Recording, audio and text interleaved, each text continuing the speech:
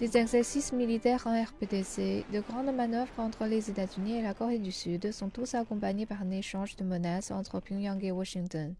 Il est normal que Séoul s'inquiète à quelques jours du scrutin du 9 mai résultant de la destitution et de l'arrestation de l'ancienne présidente Park Geun-hye. Nous vivons une période électorale sensible et nous avons besoin d'élire un nouveau président et un nouveau gouvernement qui puissent résoudre nos problèmes.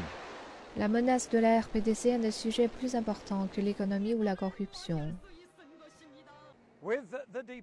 Avec le sujet du programme de missiles de la RPDC dans la campagne, les candidats s'engagent dans une guerre des mots sur la personne qui pourra le mieux protéger le Sud contre une attaque potentielle.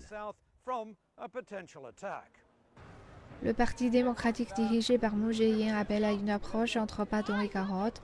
Les sanctions de l'ONU pourraient être durcies en cas de nouvel essai et la Corée du Sud veut augmenter son budget militaire de 3%.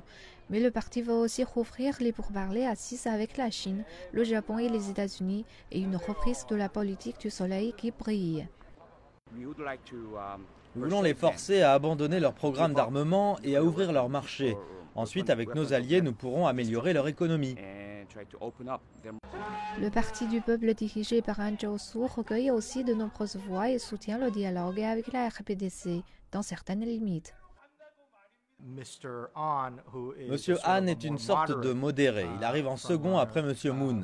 Il a exprimé une approche plus prudente où l'engagement est certainement une possibilité, mais ce sera l'essentiel de son administration s'il est élu. Les deux rivaux sont libéraux et veulent apaiser les tensions et la rhétorique de colère qui jette actuellement de l'huile sur le feu.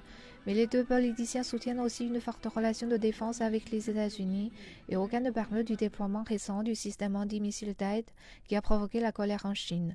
Ce n'est pas une surprise dans un pays où les forces militaires, en termes de tanks, de troupes ou d'avions, représentent la moitié de celles dont dispose Pyongyang.